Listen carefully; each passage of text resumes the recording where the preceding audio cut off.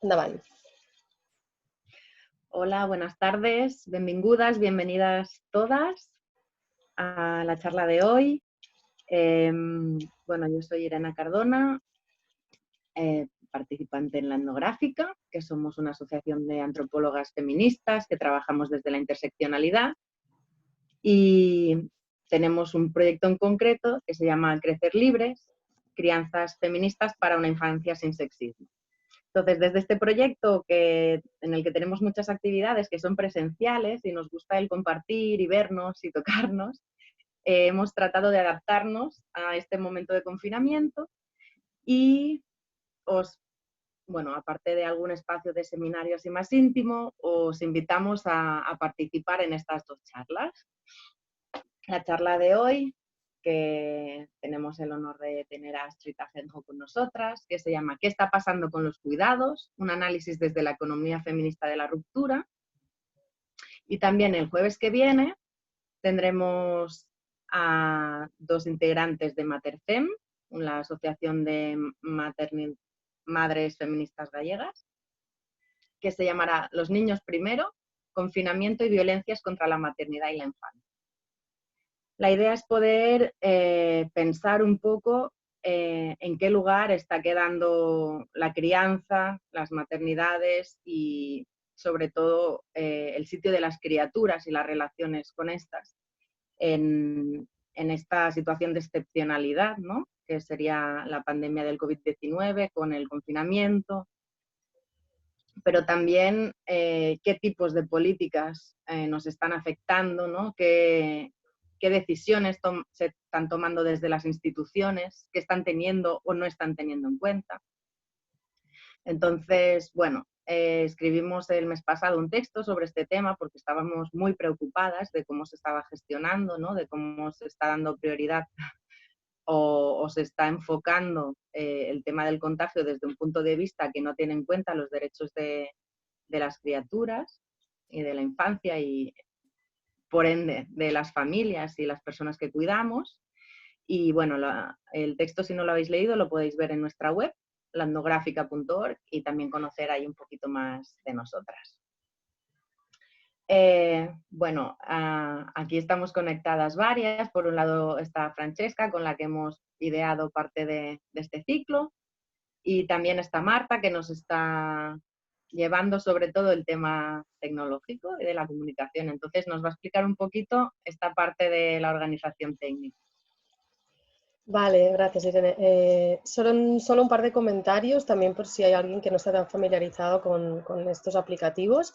Aquí abajo podéis acceder al chat, ¿vale? El chat lo podéis usar para comentarnos cualquier cosa que queráis, algún problema técnico o cualquier otra cosa, pero también para pedir turno de palabra, ¿vale? Durante la intervención de Astrid podéis hacer algún comentario o podéis preguntar alguna cosa, alguna duda, si no se entiende, pero si tenéis preguntas o, bueno, para profundizar más, después habrá un espacio para el debate. Entonces, podéis ir comentándolo, pero después al final para el debate os pedimos que pidáis turno de palabra por ahí, es mucho más fácil para que nosotras podamos recoger el turno, ¿vale? No, para no usar esta aplicación de la mano, de levantar la mano, que es un poco confusa. Entonces, bueno, esto en cuanto al chat.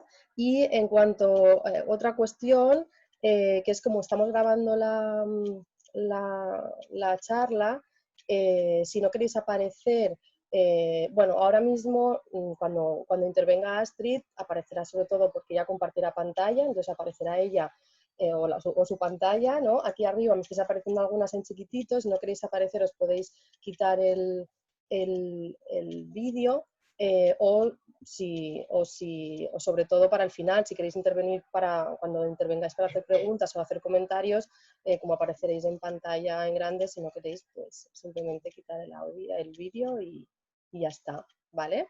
Y eso es todo, creo. Si alguien tiene alguna pregunta o alguna duda en cuanto a esto, también ahora es un momento. Pero yo creo que estamos bastante familiarizados ya, ¿no? A estas alturas, bastante, ¿no?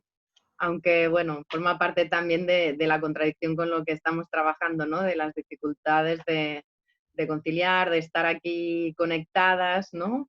de idear al menos todo este trabajo. A mí personalmente me ha costado, llevo unas ojeras bastante grandes hoy y igual en algún momento vais a ver entrar mi criatura porque la oigo llorar, pero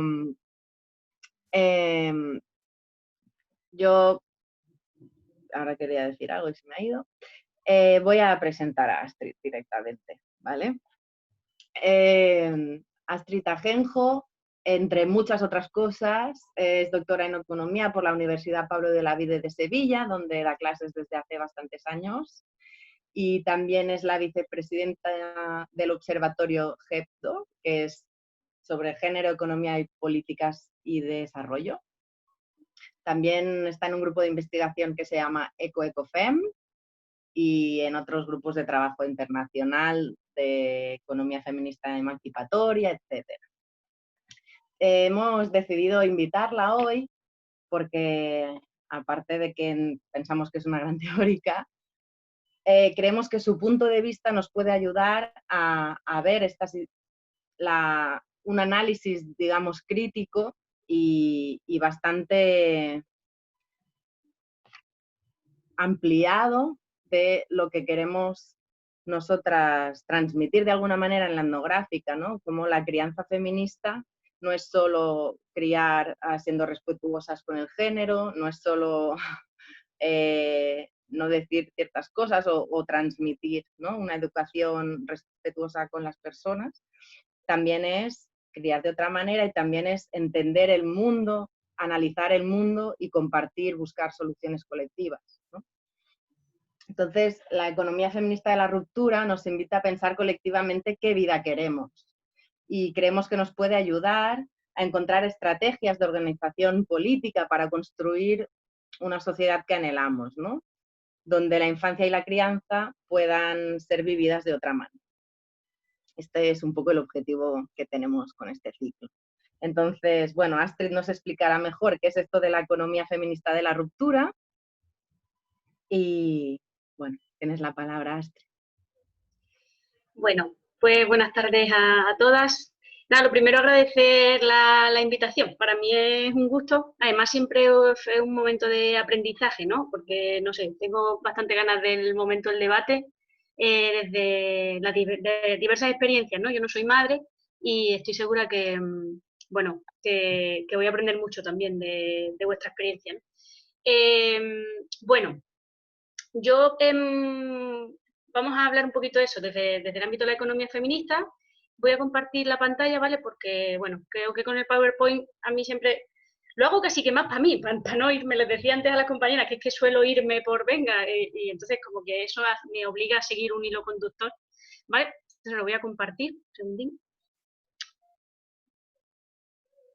A ver.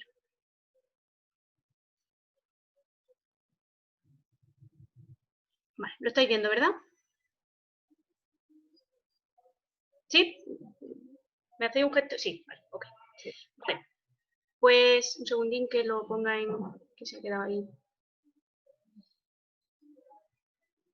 Astrid, se me ha olvidado concretar específicamente para las compañeras que tú vas a hablar ahora unos 50 minutos y luego tendremos media hora para hacer preguntas, comentar, pensar colectivamente estrategias y eso, perdona. Sí, sí, genial. Vale, venga, pues vamos a comenzar. Bueno, este es el título, como lo he planteado, un poco la idea de la sostenibilidad de la vida, que tiene mucho que ver con esta idea de economía feminista de la ruptura que planteaba Irene. Pero bueno, ahora entraremos un poquito más detalle en eso, más allá del título, ¿no? Vale, antes de entrar de lleno en el análisis de la crisis o qué está diciendo la economía feminista sobre la crisis, creo que tenía sentido comenzar, bueno, definiendo de alguna manera esto de la economía feminista qué es, ¿no? Y pues lo primero es comenzar diciendo que es muy difícil definir lo que es la economía feminista porque es muy diversa, ¿no? Porque, imaginaos, ¿no? La economía feminista procede, en primer lugar, de múltiples enfoques económicos, enfoques de corte marxista o de corte institucionalista o lo que sea, ¿no? Múltiples enfoques económicos y múltiples enfoques feministas, que a su vez se cruzan y, bueno, digamos que pues obtenemos un amplio abanico de posicionamientos, ¿no?, que diría Cristina Carrasco. Entonces, es muy diversa. por eso precisamente Irene hacía referencia a esta idea de la economía feminista de la ruptura. Esto es un término que, bueno, que está elegido por Amaya Pérez Orozco, que si no la conocéis os recomiendo amplísimamente su lectura o los vídeos que tiene, porque bueno, para mí es una de las referencias fundamentales. Y lo que plantea ella, bueno, ella plantea una diferenciación de corte metodológico, no tiene ahora mismo mucho sentido que entremos a diferenciar.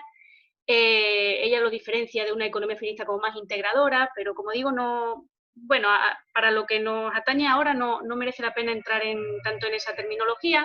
Digamos que hay una diferencia política importante, ¿no? Pero si tuviéramos que establecer cuáles son los tres elementos comunes a todas las visiones económicas feministas, son esos tres que tenemos aquí, ¿no? En primer lugar, ampliar los límites de lo que convencionalmente se entiende por economía. Generalmente si yo planteo aquí, bueno, ¿qué es la economía? Seguramente que a todo el mundo se nos viene a la cabeza el dinero, lo monetario, el mercado o lo que tiene que ver con lo mercantil, ¿no?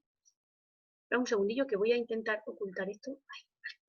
Lo que tiene que ver con lo mercantil. ¿Qué ocurre? Que la economía feminista, cualquier perspectiva crítica de la economía, ¿no?, plantea que esa visión es bastante reduccionista, porque obviamente el mercado tiene una importancia fundamental, vivimos en un sistema económico capitalista, ¿no?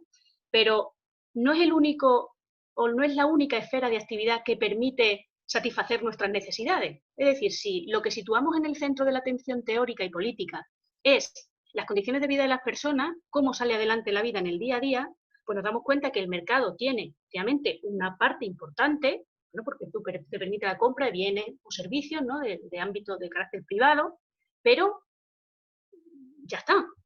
Hay otro tipo de recursos que tenemos en nuestro día a día que nos permite satisfacer nuestras necesidades, que vienen de lo público, es decir, de parte del Estado, de nuestras redes sociales y comunitarias, y recursos domésticos del ámbito de los hogares, que son fundamentales para, como digo, que nuestra vida cotidiana, en el día a día, salga adelante, ¿no? Y yo creo que esa es una de las claves fundamentales que tiene la economía feminista. Como digo, ampliar la idea de lo que convencionalmente entendemos por economía, trascendiendo esa idea reduccionista de que economía es dinero o economía es solo lo que tiene, digamos, representación monetaria, ¿no? En segundo lugar, una cuestión clave dentro de la economía feminista es entender que las relaciones de género van a ser una categoría analítica central. Es decir, no es una variable más que podamos añadir al análisis, sino que se trata de una categoría, es el punto de vista estratégico desde el cual se elige mirar el funcionamiento de la economía, entendiendo las relaciones de género como relaciones de poder, relaciones de desigualdad. Obviamente, entendiendo que el género es, como digo, el ámbito privilegiado de atención teórica, entendiendo lógicamente que está cruzado por múltiples ejes de jerarquización social, pues la clase social, la raza, el estatus migratorio, la etnia, las distintas capacidades, etcétera, ¿no? Entonces, bueno, entendemos ese punto de vista interseccional, por supuesto, pero es las relaciones de género las que utilizamos como punto de vista estratégico para entender el conjunto de desigualdades que se generan en el propio funcionamiento de la economía, ¿no? Eso en segundo lugar. Entendiendo, repito, que no es la única forma de mirar la economía. Aquí nadie viene a dar verdades, viene a ofrecer una mirada situada concretamente en lo que tiene que ver con las relaciones de género, ¿no? Y en tercer lugar, un aspecto fundamental que comparten todas las miradas económicas feministas es un compromiso explícito con la transformación de un sistema económico que se considera injusto. Es decir, no se trata solo de que nos ofrece una cajita de herramientas para mirar el mundo con otras gafas, ¿no?, sino que se trata también de transformar ese mundo. Claro, aquí las distintas estrategias luego van a diferir, por eso digo que estos son los elementos comunes. Por ejemplo, aquí lo que llamábamos la economía feminista de la ruptura, que como digo es una terminología que obedece más a un corte metodológico, epistemológico, pero desde un punto de vista político, obviamente es una perspectiva que trata de trascender los límites del sistema económico capitalista, ¿no? Digamos, es profundamente crítica con el sistema económico capitalista, podemos decir anticapitalista, bueno, no sé, ¿no? Es claramente crítica con el funcionamiento de este sistema económico, que eso no quiere decir que toda la economía feminista lo sea. Eso es interesante también que lo planteemos, ¿no?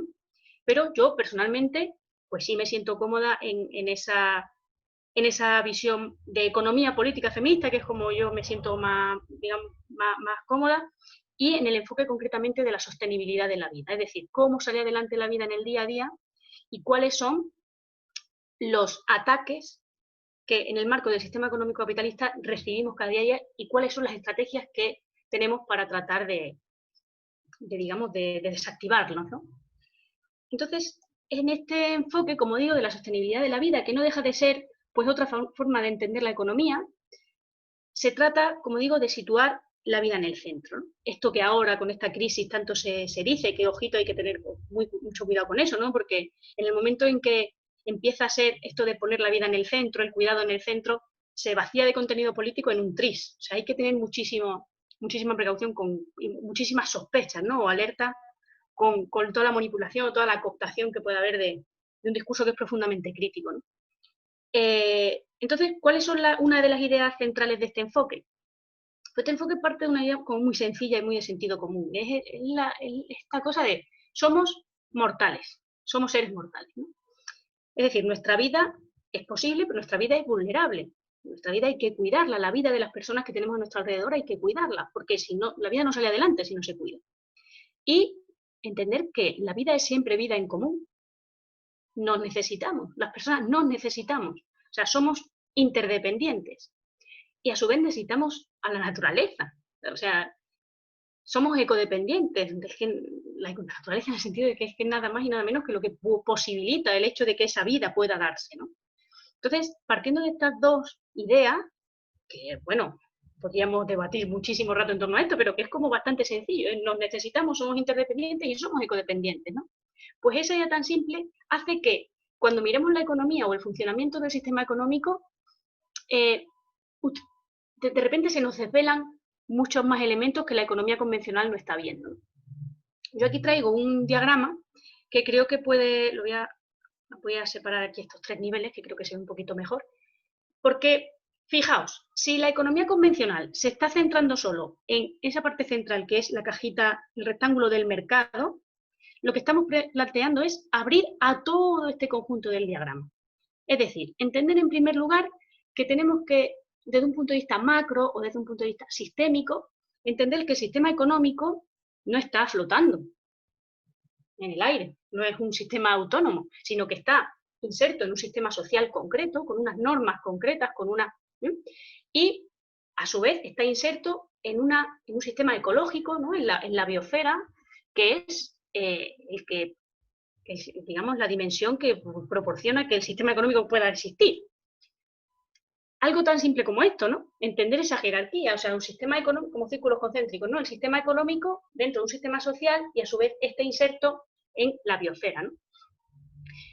La economía convencional pareciera que esto lo entiende al revés, que estamos en el marco de un sistema económico y la sociedad depende de ese sistema económico, de ese funcionamiento de ese sistema económico, y el sistema, la naturaleza, ¿no? Se entiende como un recurso, es decir, o bien como un almacén de recursos, o bien como un vertedero. Desde el punto de vista absolutamente jerárquico, ¿no? Y es al revés, es como estamos viendo en este diagrama, ¿no? Entonces, eso en primer lugar, ¿no? Tener en cuenta, precisamente debido a esa idea de la ecodependencia, pues que la vida es posible teniendo en cuenta siempre esa relación económico-ecológico-social, ¿no? Descendiendo a un plano más medio, en el que siempre, como digo, siempre vamos a tener en el foco la pregunta de cómo sale adelante la vida en el día a día, ¿no?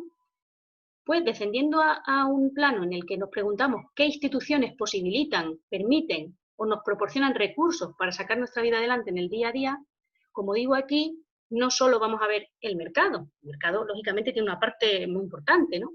Pero también hay que observar qué ocurre con el Estado, qué ocurre con los servicios, los bienes y los servicios públicos, qué ocurre con las redes sociales y comunitarias, con todas esas estrategias colectivas, ¿no? Y qué ocurre con lo doméstico, qué ocurre con el ámbito de los hogares. Tener en cuenta ese diamante, ¿no? Al menos por simplificar, esas 4 esferas de actividad fundamental.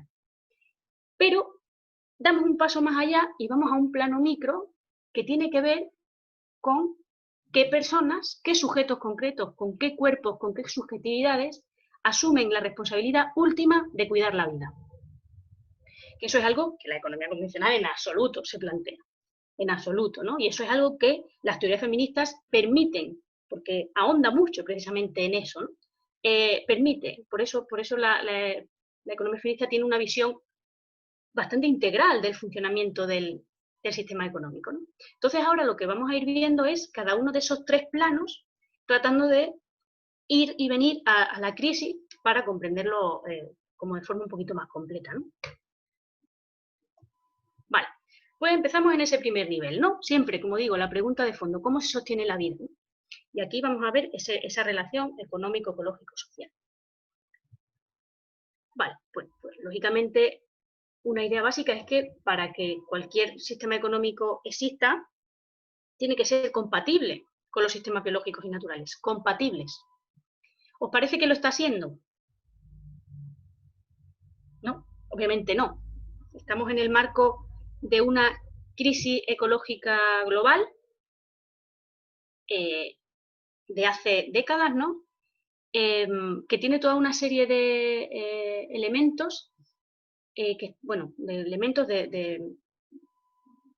dimensiones, ¿no? Como puede ser, lógicamente, el cambio climático en este contexto absoluto de absoluta emergencia climática, el agotamiento de los recursos, la pérdida de biodiversidad, la erosión del suelo, la deforestación, la producción masiva de contaminantes, ¿no? O sea, es en el contexto de todos estos golpes a la naturaleza y por tanto a la humanidad, a los seres humanos, ¿no?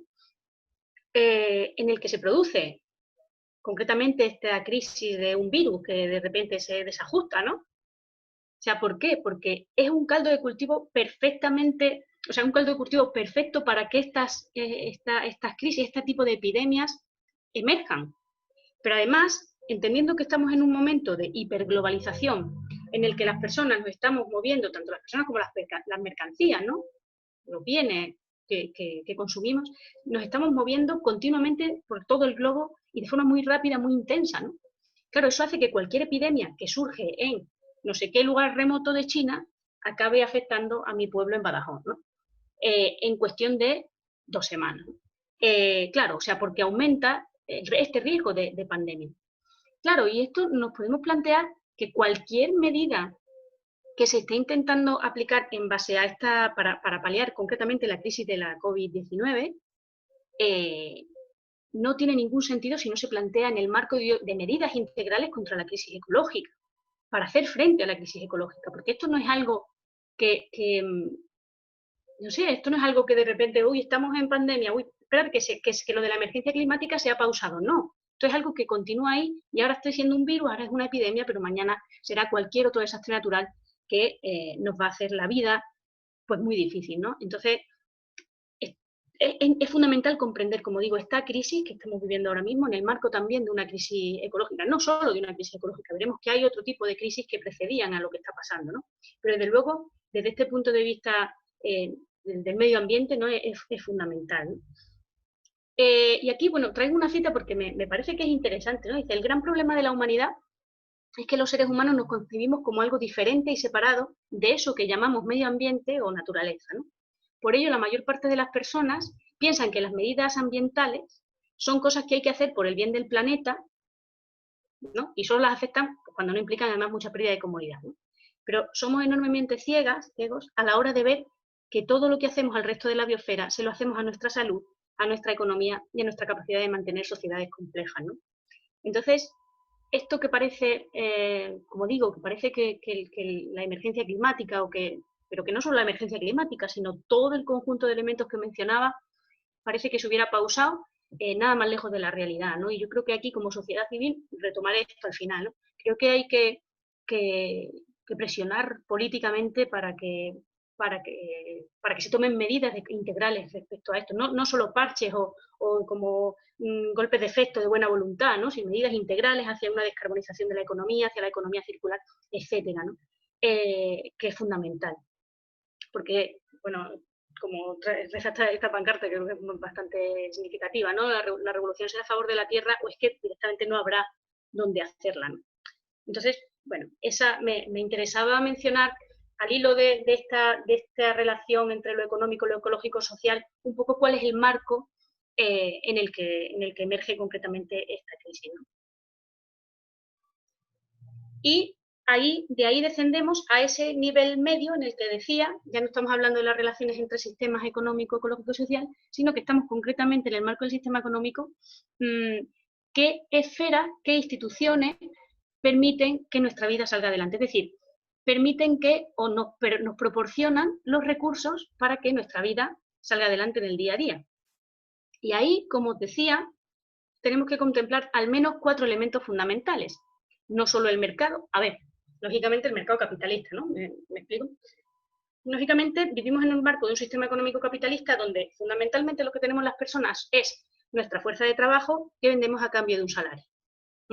Y obviamente con ese salario pues podemos acceder a ciertos bienes y servicios de carácter privado, también contribuimos en el marco de un estado del bienestar, ¿no?, a ciertos servicios públicos, pero además el salario lo que nos ofrece es, que esto es algo que retomaré también un poco más adelante, ¿no?, el hecho de ser trabajadora asalariada te genera identidad, ¿no? De alguna manera el trabajo asalariado es el que articula el sujeto de lucha y que infiere la identidad de clase. Por tanto, el que identifica quién es el sujeto de lucha, quién es el sujeto político, ¿no? Y eso es clave, ¿no?, en el marco de un sistema económico capitalista. Y por supuesto, el salario es un elemento fundamental, pero el salario no es el único. Además, de hecho, hasta donde yo sé, euros no comemos todavía, ¿no? Aparte que vosotras pensad las necesidades que tenéis desde por la mañana, desde que os levantáis por la mañana hasta que os acostéis por la noche, el conjunto de necesidades que tenéis, si todo lo satisfacéis vía intercambio monetario, ¿no? Porque estoy segura que no. Porque por otro lado tenemos, si abrimos esta esfera de lo público, tenemos toda una serie de servicios públicos de corte asistencial o de corte universal, ¿no?, como la sanidad, como la educación, etcétera, que nos permiten que nuestra vida salga adelante en el día a día. Pero además tenemos también toda una serie de redes sociales y comunitarias y todo eso llega a los hogares como esa última esfera económica fundamental, pero absolutamente invisibilizada, donde se resuelve la vida, ¿no? Y se resuelve la vida con una ingente cantidad de tiempo de trabajo doméstico y de cuidado no remunerado que se lleva a cabo, ¿no? Porque, como decía, el salario que tú estás obteniendo en el mercado, porque vendes tu fuerza de trabajo, no se convierte por arte de magia en nada, ¿no? No se convierte por arte de magia en una cama hecha o en una tortilla de patata o en una lista de la compra pensada, ¿no? Sino que ahí hay toda una cantidad de trabajo que hay que hacer. Y que hay que hacer, además, no solo para transformar, digamos, esos bienes o servicios o para que al final redunde en el bienestar concreto de las personas concretas, sino que también en los hogares todo ese tiempo sirve pues para educación, para el cuidado de la salud, para tantísimos elementos, ¿no?, para tantísimos elementos fundamentales en nuestra vida, en nuestro día a día, ¿no? ¿Y qué ocurre? Pues que esta esfera no suele verse, ¿no? Pero ahora me entendré un poco más en esto. Claro, si vemos qué papel, en el caso de nuestro contexto concreto, ¿no?, que podríamos aplicarlo al conjunto de las periferias europeas, pero en el caso del Estado español, concretamente, si tuviéramos que pensar qué papel ha tenido cada una de estas esferas en el cuidado de la vida en esta última década, por ejemplo, pues lo que hemos visto, claro, es que, concretamente, como digo, en el marco de la Unión Europea, desde 2008, más bien desde 2010, aquí ha habido como única medida de política económica, digamos, la austeridad, ¿no? Es decir, austeridad entendida como medidas de corte deflacionario, no voy a entrar ahora en eso, pero bueno, privatizaciones, recortes sociales, que han dado lugar, digamos, han afectado a ese conjunto de esferas, ¿no? Por un lado, pues todo este tipo de recortes hacen que haya unos estados del bienestar, muy adelgazados, ¿no?, con mucha menor posibilidad, claro, toda una serie de privatizaciones de servicios públicos, es decir, se le van detrayendo responsabilidades a los estados, ¿no? Bueno, los estados son cómplices de ello, no voy a entrar ahora en eso, ¿no? También observamos que estas medidas de austeridad, austericidas, que dicen algunas autoras, también han debilitado ampliamente, no solo en esta década, ya venía de antes, ¿no?, en todo este contexto neoliberal, todas unas redes sociales y comunitarias, como digo, muy debilitadas, ¿no?, sobre todo en el ámbito de las ciudades. Yo, que soy de un pueblo muy chico además, donde todavía estas redes sociales y comunitarias están fuertes y son visibles, es verdad que se va viendo cierto desgaste, pero están fuertes, pero en el ámbito de las ciudades es increíble, ¿no? Yo creo que, por ejemplo, esta crisis, una de las cuestiones así como de los primeros días, ¿no?, el hecho de que tú, en esto de los aplausos, o que te asomaras o tal, y tú pusieras cara a tu vecina, a tu vecino, ¿no? Le conocieras, supieras cuáles son sus necesidades. Yo creo que eso puede ser un elemento, me voy a detener después, ¿no? Pero bueno, puede ser un elemento de un nuevo fortalecimiento de este tipo de redes sociales y comunitarias, ¿no? Está por ver y estará en nuestra mano. Pero desde luego estamos en un contexto de ese tipo de redes muy, muy debilitadas, ¿no? Por el contrario, toda esta austeridad lo que ha permitido ha sido un fortalecimiento de los mercados.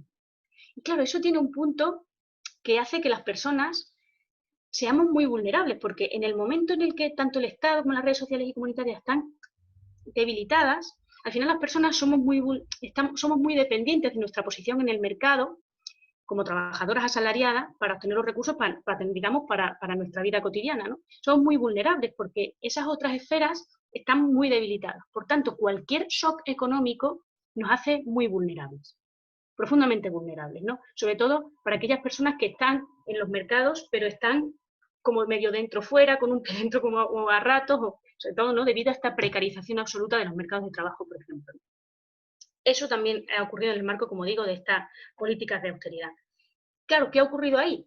Que en esta década, ¿no? Al final, donde el colchón de ajuste, que lo es siempre, pero sobre todo en épocas de crisis, son los hogares. Porque es en los hogares donde se despliegan toda una serie de estrategias de supervivencia para mantener de una forma similar el nivel de vida, ¿no? Y para salir adelante. Pero ¿qué ocurre? Como digo, que los hogares son esferas profundamente invisibilizadas para la política económica, no para la política económica, sino para la economía convencional, ¿no? Y ahí digo lo del iceberg económico porque creo que lo ilustra bastante bien, ¿no?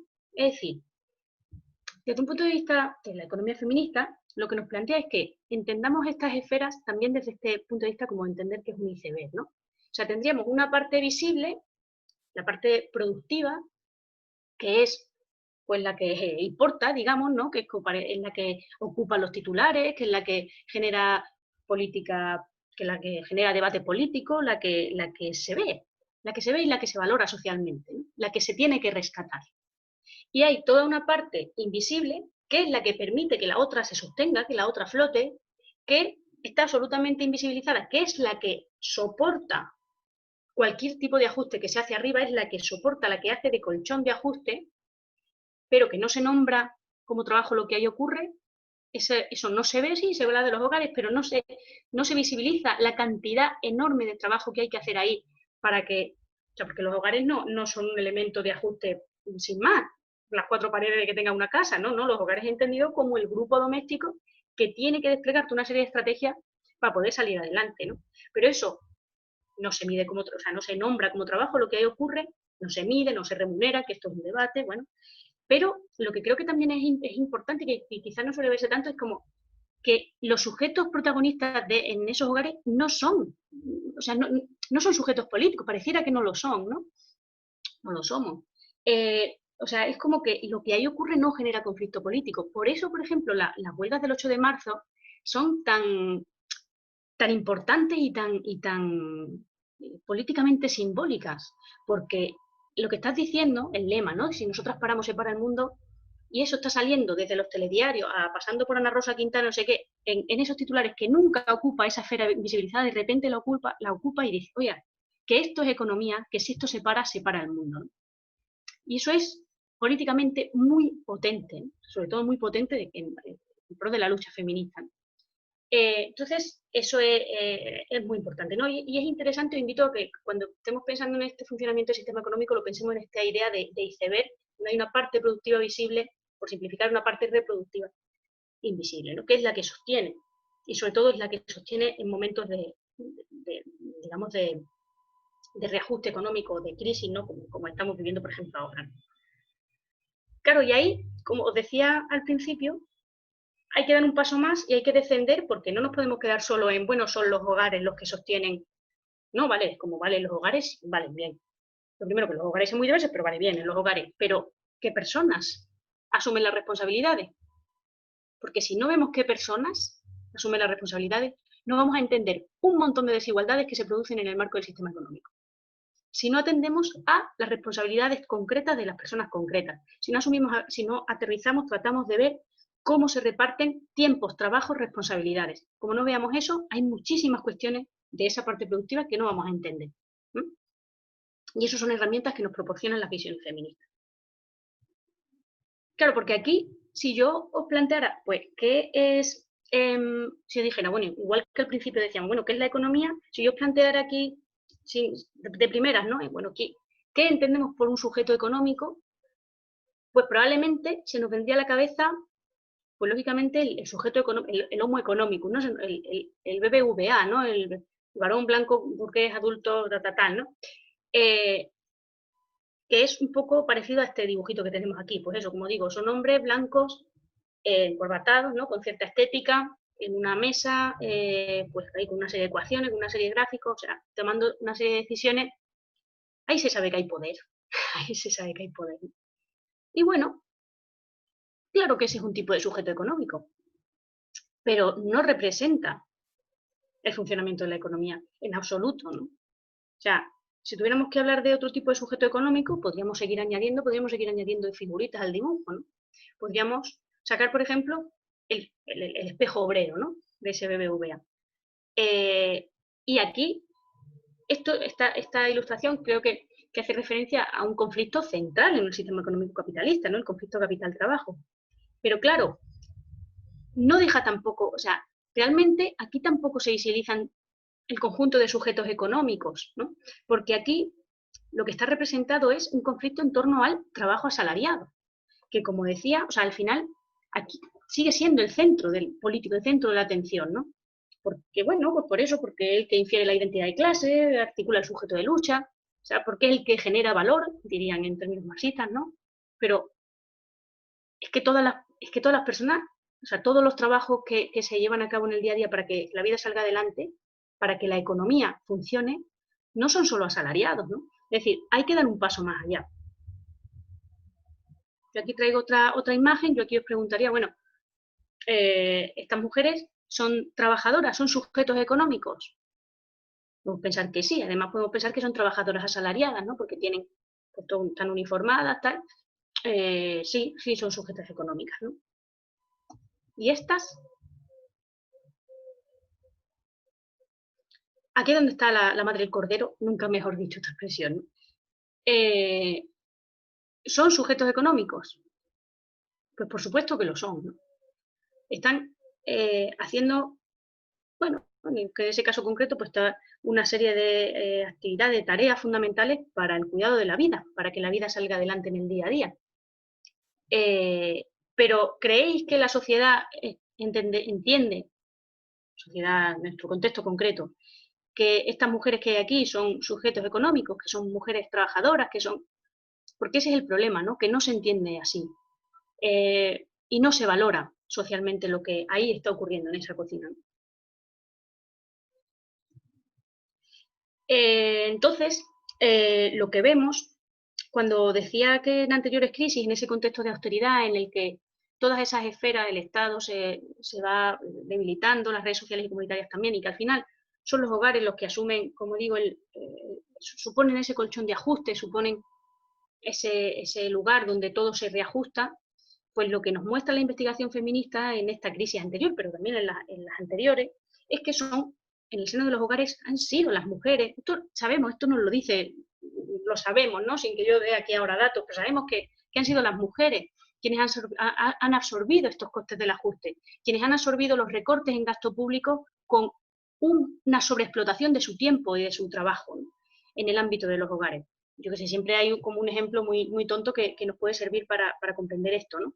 Pues si antes de los recortes si tienes una intervención, ¿no? Te operan de cualquier historia y tienes que estar en el hospital 3 días, después de los recortes, pues hay que hacer toda una serie de reestructuración y a lo mejor ahora estás hospitalizada solo 2, eso no quiere decir que porque hay crisis tú te recuperas antes. Eso quiere decir que el Estado está dando por hecho que ese hospital, vamos a suponer que es público, dando por hecho que en tu casa va a haber alguien que ese tercer día te va a estar cuidando y va a estar pendiente de ti. Y ese alguien va a ser fundamentalmente una mujer en ese grupo doméstico, ¿no? Y eso es lo que nos dicen los datos y eso es lo que observamos, ¿no? Claro, aquí lo que podríamos preguntarnos es ¿A qué obedece esa mayor responsabilidad? ¿Por qué, no? ¿Sobre qué se sostiene ese iceberg? Es decir, ¿no? Y aquí lo que nos dice la teoría feminista, en la economía feminista, nos habla de 3 cuestiones centrales. Pues en primer lugar, pues porque existe una división sexual del trabajo, que es una división sistémica, es decir, que hay una distribución sistémica, que no es aleatoria, ¿no? Que nos está asignando, digamos, distintos trabajos en función del género que se te asignan nacer, ¿no?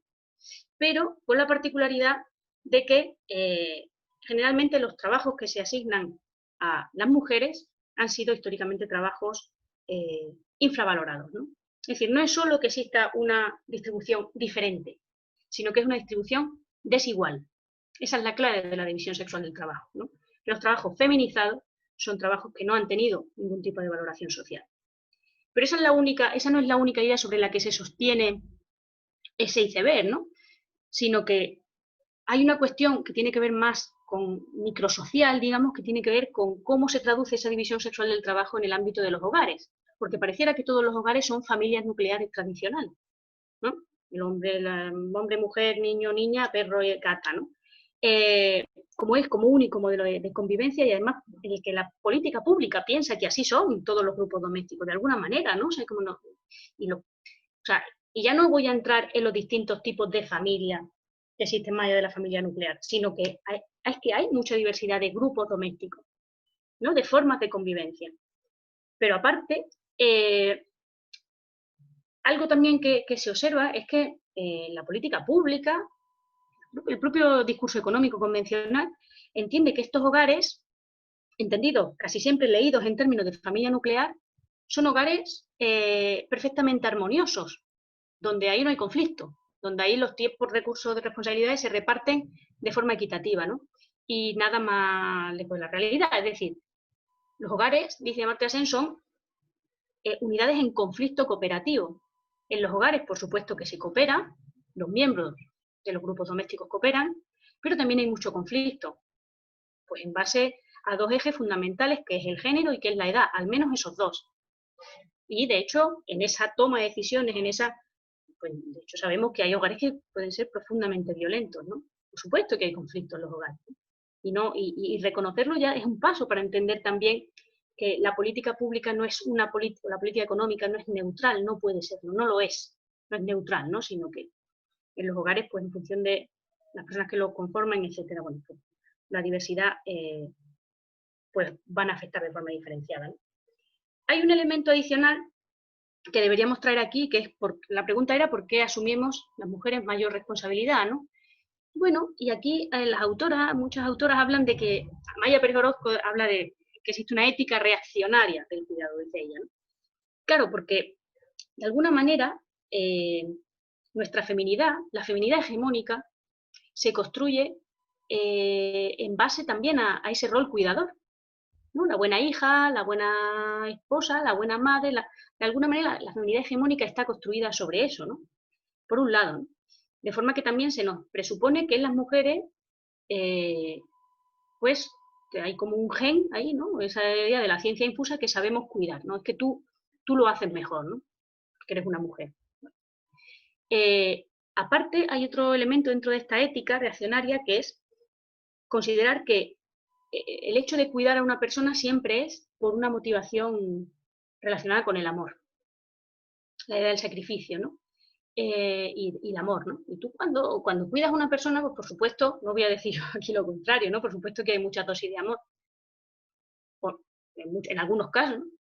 Pero también hay muchas dosis que tienen que ver con la norma social, con la imposición social, ¿no? Con el control social, con la culpa, ¿sí? Y esos elementos hay que verlos, ¿no? O sea, cuando hablamos del cuidado, el cuidado es un elemento muy complejo, ¿no? Y es importante verlo, ¿no? Porque, como digo, ¿por qué nosotras asumimos mayor esa responsabilidad? Sobre qué está sosteniendo ese iceberg, pues tiene que ver con todos estos elementos que estamos aquí comentando. Entonces, retomando ese iceberg, lo que vemos, lo que nos muestra la evidencia empírica, es que las mujeres, pese a esa división sexual del trabajo que continúa, la división sexual del trabajo también va mutando, digamos, en cada contexto, no es algo inamovible, ¿no? ahora mismo en nuestro contexto, ¿no? Pues hemos pasado quizá de una división sexual del trabajo, como muy esta idea clásica del hombre proveedor, mujer ama de casa, pues se ha pasado más bien a una división sexual del trabajo en la que habría ahora hogares de 2 ganadores de pan, digamos, ¿no? Hogares donde hay hombres, digo la división sexual del trabajo como hegemónica, ¿no? Hombres con responsabilidad prácticamente exclusiva en el mercado, mujeres con una doble presencia y a la vez ausencia en mercado y en los hogares. Es decir, nosotras en las últimas décadas de forma mayoritaria hemos salido a los mercados de trabajo, al ámbito de lo productivo, ¿no? Digamos al ámbito de lo público, a lo que se ve, a la parte que flota, ¿no? Hemos salido, ojo con esto, o sea, las mujeres de clases populares, de clases trabajadoras, han trabajado de forma productiva, digamos, siempre que en sus hogares se ha necesitado. Siempre. Pero es cierto que en las últimas 3-4 décadas esa salida a la parte visible ha sido generalizada, ¿no? De hecho, estamos a la par, prácticamente a la par en los mercados de trabajo, en las universidades, etc. O sea, estamos ahí. ¿Qué ocurre? Que los hombres no han entrado, en la misma proporción que nosotras hemos salido, digamos, los hombres no han entrado a la parte reproductiva. Claro, ahí se produce un desajuste brutal, ¿no? Que tiene que ver pues, con esta crisis de los cuidados en la que nos enmarcamos, etc. ¿no?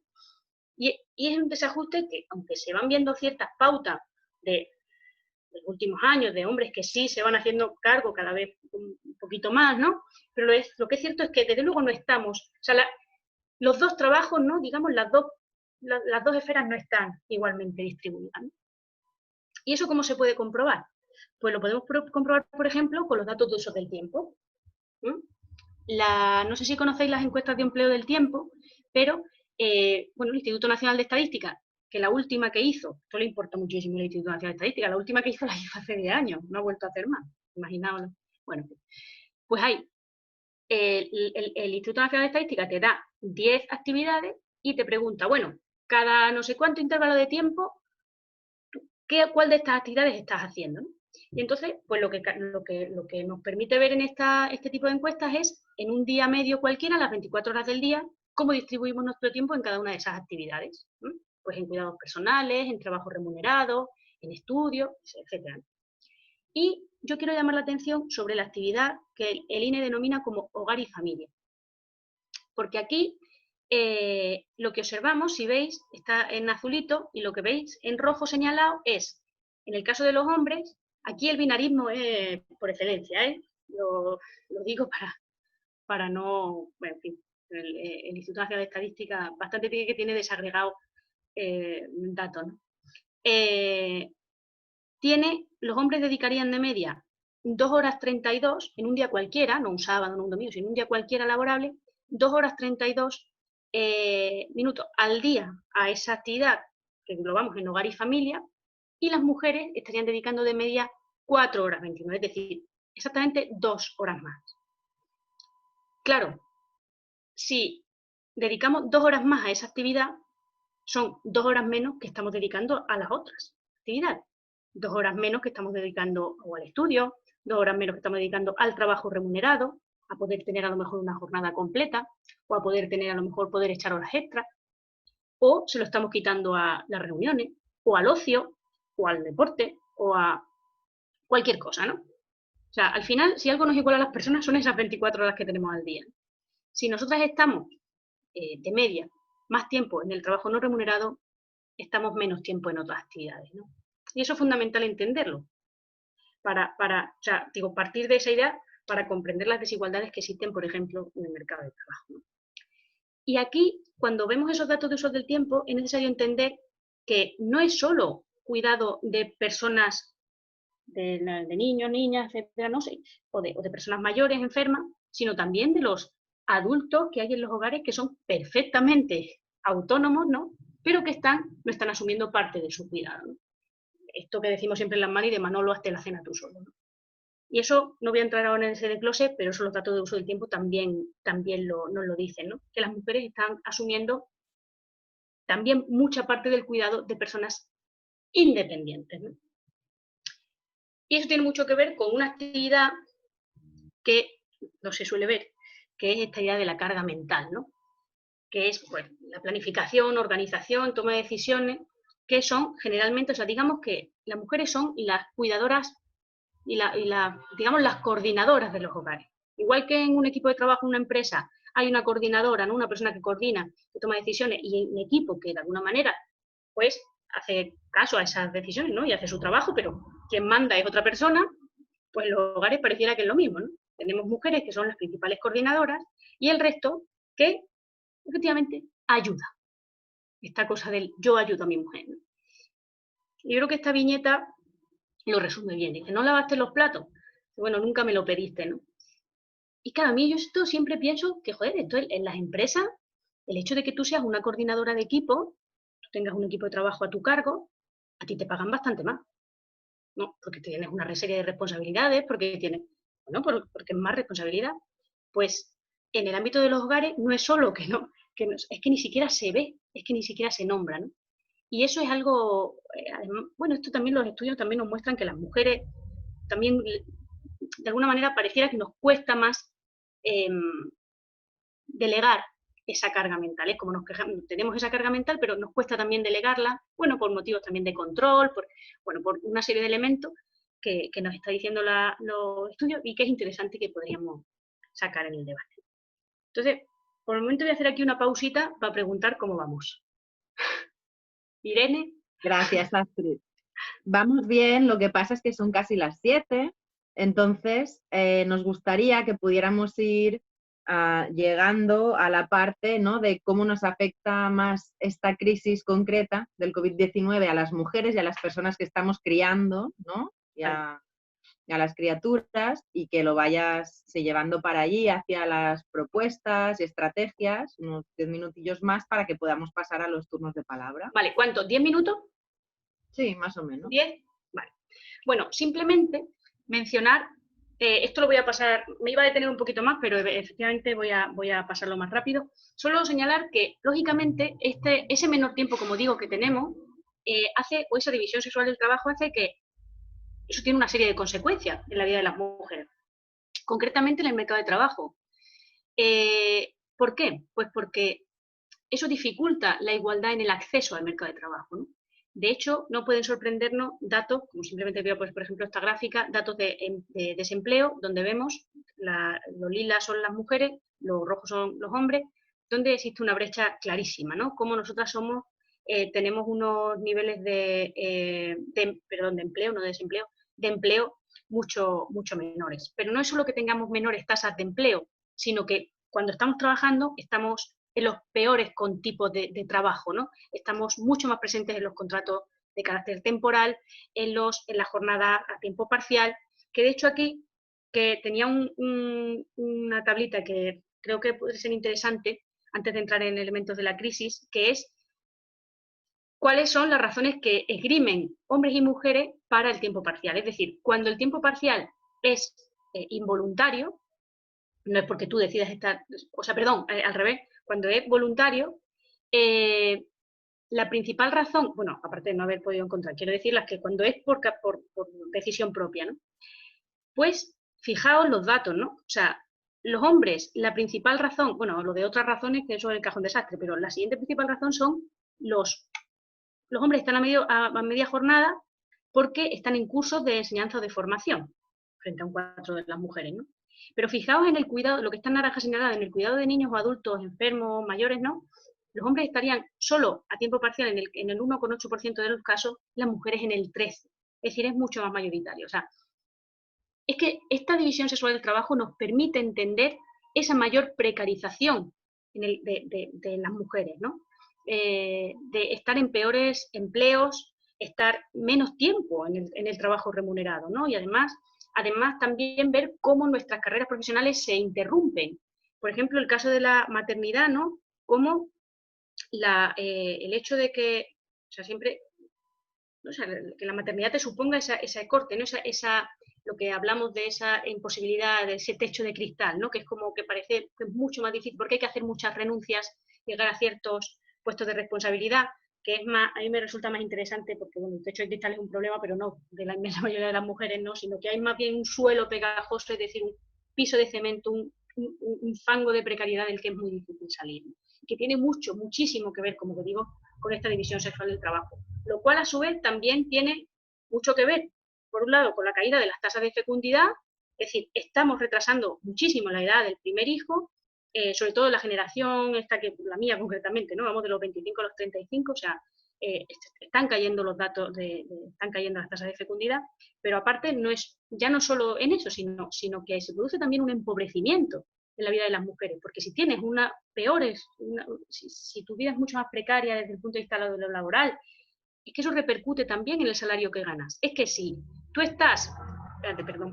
te voy a pasar un poquito rápido, ¿eh? Si tú estás menos horas en el empleo, porque están más horas en el trabajo doméstico y de cuidado no remunerado. Aparte, estamos en los peores trabajos, y esos trabajos además están peor pagados.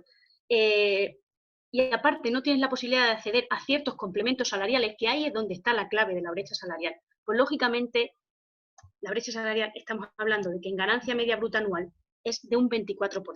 Es decir, si tú tienes en cuenta todo lo que ganas en el año y lo que ganan los hombres en el año de media, estamos hablando de que estamos ganando casi 6.000 euros menos. Y eso no, ahora esto que estamos como muy cuestionados no es solo como, ay, no, pues si mi hijo y mi hija trabajan en el Corte Inglés y ganan lo mismo. No, es que no se trata de eso. Se trata de la media, se trata de, si tú ahora mismo tienes una criatura, pues a lo mejor tú tienes muchísimo más difícil poder estar a jornada completa, o poder echar horas extras, o poder hacer un turno nocturno que se paga bastante más, o cualquier cuestión que tiene que ver con esos complementos salariales. Entonces, en esa ganancia media bruta anual es donde se está viendo, donde se ve esa diferencia. Brecha salarial que, por cierto, se refleja también luego, posteriormente, en la brecha de las pensiones, donde vemos una feminización de la pobreza increíble, ¿no? Porque es que estamos hablando de pensiones no contributivas, lo que llaman no contributivas, porque por lo visto no se ha contribuido nunca, que están por debajo de los 400 euros, ¿no? Que es miserable. Pero bueno, entonces aquí ya llego a la pregunta que me hacía Irene, disculpa, pero tenía que decir esta cuestión, que es si esta crisis nos va a afectar por igual, ¿no? Claro, y aquí, pues, ¿qué es lo que vemos? Pues lógicamente que hay que entender que esta crisis del COVID ha emergido en el contexto de crisis de reproducción y social y crisis de los cuidados preexistentes. Es decir, ya teníamos un problemón del carajo, ¿no? Y ahora emerge una crisis muy asociada también al cuidado, ¿no? Y lo que observamos, lo que ya nos muestran datos que ya existen, la Universidad de Barcelona concretamente está haciendo una encuesta que ya tiene algunos resultados preliminares, que efectivamente los hogares están haciendo de colchón de ajuste nuevamente, ¿no? Con su trabajo no remunerado. Lo primero, ¿por qué? Porque hay que cuidar a personas enfermas que en los hospitales no nos dejan que estén, ¿no? Lo segundo, porque hay todo un mantenimiento de la actividad educativa en el caso de las criaturas, ¿no?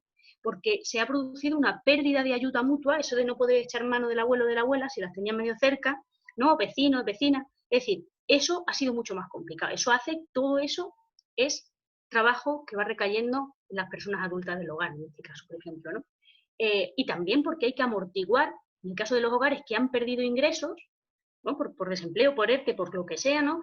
Han perdido ingresos, de alguna manera tú eso lo suples con mayor tiempo de trabajo no remunerado. Pues si tú antes hacías la compra no sé dónde y ahora tienes que dar 3 vueltas más para poder comprar porque tienen que menos para gastar, eso es tiempo, ¿no? Es decir, se va a intensificar el tiempo de trabajo no remunerado. La cuestión clave es, ese tiempo de trabajo se está distribuyendo de forma más equitativa, ¿no?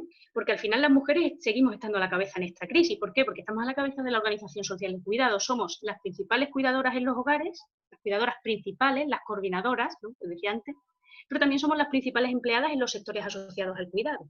Es decir, estamos a la cabeza de esta crisis. La cuestión es, ¿esto va a suponer un aumento de la corresponsabilidad?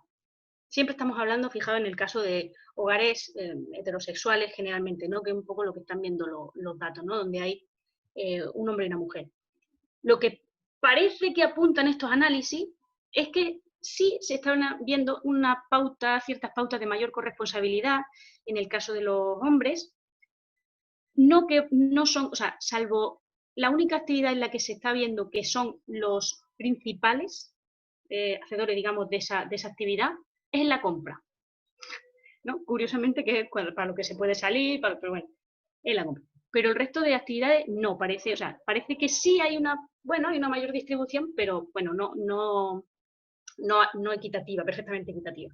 Pero la cuestión es, vale, eso ha pasado en el periodo de confinamiento, ¿qué va a pasar después? Es decir, esta mayor corresponsabilidad ¿Ha sido meramente coyuntural o va a ser algo que ha venido para quedarse? Eso es algo lo que habrá que estar pendiente, ¿no? También, que es una cuestión que es interesante ver, el teletrabajo.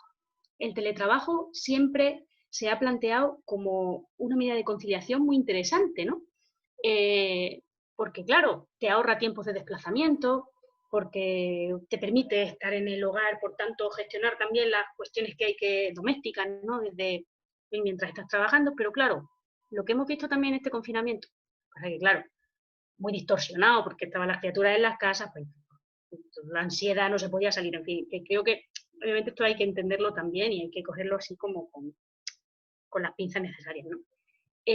Pero también ver un poquito el teletrabajo qué pasa, ¿no? Porque al final el teletrabajo hace que se diluya mucho la frontera entre el trabajo remunerado, el no remunerado, el ocio, el descanso, se establecen nuevos mecanismos de control, no sé, ojo a ver qué pasa con eso, ¿no? Que quizá, como digo, esto que decía la ministra de Trabajo, el teletrabajo ha venido para quedarse, ¿no? Y es como, vale, pero vamos a aprender de esta experiencia y vamos a regularlo bastante mejor, ¿no? También otra cuestión que podemos ver que nos afecta mucho a las mujeres es precisamente qué va a pasar con estas ocupaciones altamente feminizadas que han estado en el centro, ¿no? Porque paradójicamente labores que no se veían ahora han tenido mayor valor social, ¿no? Pero la cuestión es que qué va a pasar, ¿no? ¿Qué va a pasar, por ejemplo, con el empleo de hogar? Con la regulación del empleo de hogar. O sea, ¿qué va a pasar, ¿no? O sea, ¿qué va a pasar con estas actividades que se han visto esenciales, que hemos aplaudido, que hemos tal y como, bueno, ¿van a mejorar las condiciones? Bueno, otra cuestión, ¿no? Otra de las cuestiones también sobre lo que hay que estar pendiente es algo que se ha repetido en anteriores crisis. Vamos a ver unas tasas ya las estamos viendo, unas tasas de desempleo muy, muy bestias, ¿no? Lo que se ve es que generalmente las medidas que se implementan desde los gobiernos para recuperar el empleo suelen recaer fundamentalmente en el empleo más masculinizado, ¿no? Y eso es el que primero se recupera. Entonces, bueno, vamos a ver qué pasa ahí con eso también, ¿no? Otra de las cuestiones que hay que ver es que es algo que ya se está viendo, es que esta crisis va a incrementar las desigualdades. Siempre pasa, ¿no? Pero esta crisis de forma muy, muy clara, ¿no? Hay que ver también qué va a pasar, pues, con mujeres, porque como digo, es que no se puede profundizar mucho más, ¿no? Pero ojo con las situaciones, digamos, con esas formas intersectantes de discriminación, ¿no? Mujeres racializadas, mujeres migrantes, mujeres con discapacidad, los hogares monomarentales. ¿Qué está pasando en los hogares monomarentales, ¿no? Ya hay estudios también como muy centrados en los hogares monomarentales porque en esta crisis es, ¿no? como muy, muy intenso, ¿no? Lo que está ocurriendo ahí, ¿no? Y que está ocurriendo, por supuesto, con la violencia machista, ¿no? En el ámbito de los hogares en este contexto concreto. Bueno, eso son como grandes preguntas y quería finalizar, si Irene me dice simplemente con 2 minutitos más de, vale, bueno, de qué medidas, ¿no?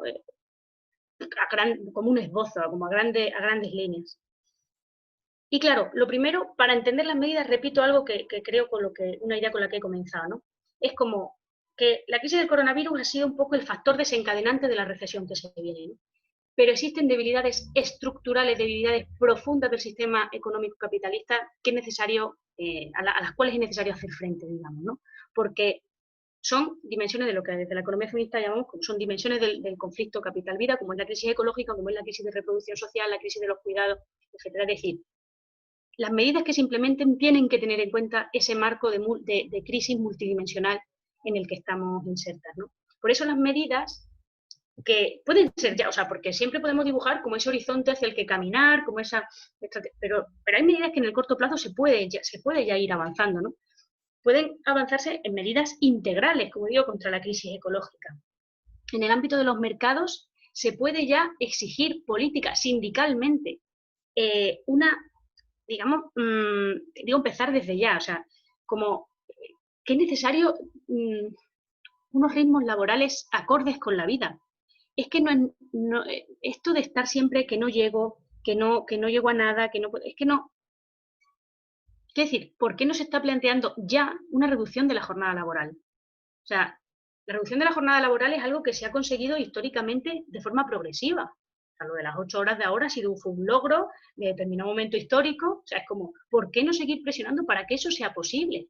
Es que no es normal, es que si algo nos ha demostrado este confinamiento es que se puede parar, es que se puede ir más lenta y es que hay necesidades que hay que satisfacer porque hay que cuidar la vida. Porque si no, ¿de qué sirve todo esto, no? Es como presionar sindicalmente para política y sindicalmente para todo esto. A nivel de estados, el fortalecimiento absoluto de los servicios públicos. Ahora que se ha visto con la sanidad, y yo creo que hay bastante consenso social en torno al fortalecimiento de los servicios públicos. Y ojo, de la investigación pública, ahí barro para mi casa, ¿no? De la investigación pública. No, en el ámbito de las universidades, en el ámbito de los centros de investigación pública, ¿no? No estar dependiendo de empresas. Ahora que tanto se habla de la vacuna, es como, bueno, a ver de dónde va a venir eso, a ver dónde está yendo la financiación. Pero bueno. Y por supuesto todo esto en el marco de una reforma fiscal progresiva. Y eso es algo que ya se está debatiendo a día de hoy, ¿no? Y a ver en qué queda, ¿no? A ver qué pasa. A ver qué consenso social hay al respecto, ¿no? Que eso también es lo preocupante. Y el Estado además puede tomar toda una serie de regulaciones, por ejemplo, inmediatas, por ejemplo, en el empleo de hogar, ¿no?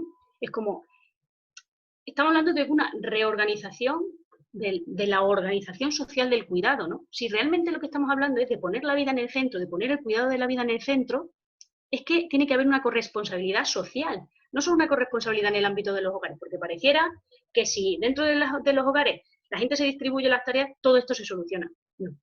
Aquí tiene que haber una corresponsabilidad de parte de todas esas instituciones, ese diamante del cuidado del que hablamos.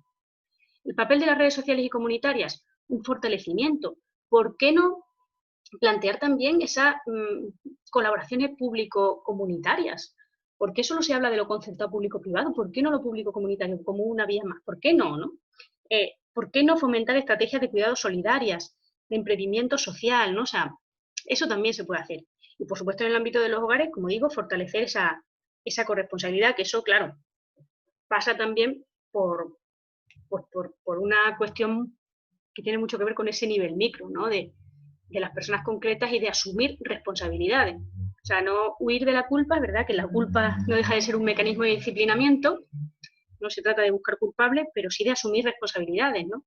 Y yo creo que aquí algo que podemos hacer todo el mundo es desactivar ese discurso del sálvese quien pueda, tan neoliberal, ¿no? Que nos hemos tragado y que nos hemos comido con papas, ¿no? Del individualismo, de la competitividad, del sálvese quien pueda, y activar colectivamente el discurso de la solidaridad, ¿no?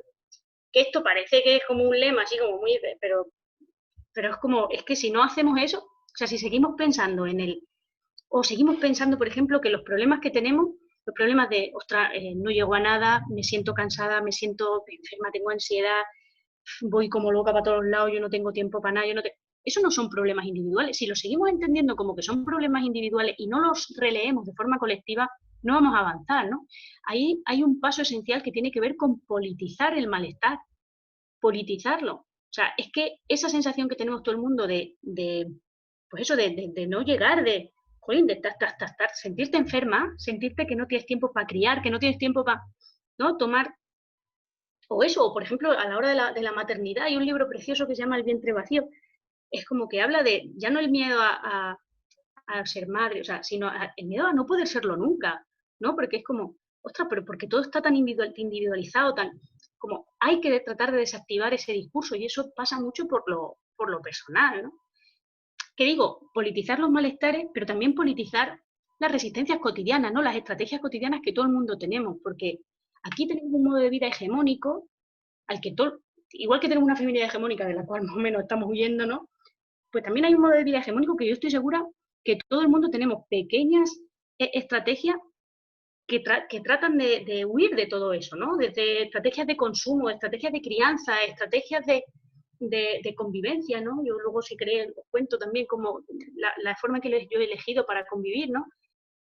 Pues, ostras, pues eso son estrategias políticas que, releyéndolas colectivamente, nos empodera también mucho, ¿no? Aquí a mí me gusta mucho esto es tomar el fresco es anticapitalista. O joder, es que eso son estrategias cotidianas que tenemos que, pues como digo, para pertrecharnos un poco, para fortalecernos y pelear también desde ahí.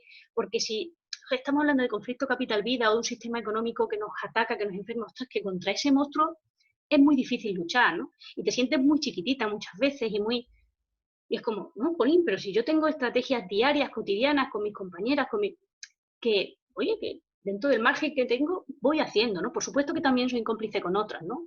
Y voy a asumir esa responsabilidad y voy a tratar no la culpa, sí la responsabilidad. Y yo creo que ese ejercicio para poder luego reivindicar políticamente otro tipo de medidas, creo que eso también pasa por ese ejercicio, ¿no? Lo que pasa es que estamos además en un contexto fascista, entonces pues es difícil, ¿no?, que este tipo de politizar malestares y resistencias pueda darse, ¿no? Pero bueno, ahí es donde está también el reto como sociedad. Y ya simplemente con esta maravillosa foto de la Plaza del Pumarejo aquí en Sevilla, me termino por ahora. Y disculpad si me he enredado un poquillo más, ¿vale? Muchas gracias. Gracias, Astrid, muchas gracias. Ha sido súper interesante. Y te agradezco porque precisamente una de las, retomo al final de lo que has dicho antes de abrir el turno de palabras, porque una de las cosas que más nos estaba preocupando a las compañeras de la etnográfica era ver cómo en contacto y en relación con las familias, ¿no?, que participan en el proyecto, estábamos viendo cómo el confinamiento nos llevaba a un doble aislamiento. O sea, había ese aislamiento físico obligado, ¿no?, pero como ha sido una locura tan grande gestionar todo lo que estaba pasando dentro de las casas, sobre todo con el tema de las criaturas y con que se pensara que podíamos teletrabajar y cuidar a las criaturas y a las personas que lo necesitan en casa a la vez, cosa que es imposible de hacer, y creo que todo el mundo que las tiene sabe que es imposible, pero parece que el resto del mundo, quien toma las decisiones, los políticos en las empresas, no se les ha ocurrido que es imposible hacer esas dos cosas a la vez, ¿no? Entonces, las familias han estado ahogadas, ¿no?, haciendo malabarismos, pero con 10.000 cosas a costa de trabajar a las noches y no dormir, de ansiedad, de hacer múltiples tareas a la vez, de sentir culpa por no estar criando o cuidando como tú quieres y como tú has defendido, ¿no?, que ya es una lucha en una situación de normalidad y ahora mismo está siendo una odisea, ¿no? Entonces, sentíamos que era tan grande el dique al que había que enfrentarse dentro de cada hogar que la gente estaba buscando soluciones así como podía y repensándose, pero de una manera muy individual, muy dentro de la casa, ¿no? Y eso, el confinamiento, además, pues lo empeoraba, ¿no? Pero que estaba ya pasando para adentro, ya como una estrategia de supervivencia y nos parecía peligrosa y por eso queríamos abrir estos espacios también de análisis y de debate y de intentar buscar soluciones colectivas para ver cómo vamos saliendo de este dique tan cerrado que hemos tenido cada uno en su propia casa y que nos ha ahogado mucho, muchísimo, ¿no? Aún nos está ahogando a muchas. Entonces, yo, bueno, invito a todas a hacerte las preguntas que quieran, pero también a compartir sus estrategias y sus reflexiones y, bueno, con todas nosotras. Yo voy a ir leyendo el chat y os doy la palabra a medida que vayáis escribiendo. Con que pongáis turno o escribáis una letra, yo ya veo vuestro nombre en el chat.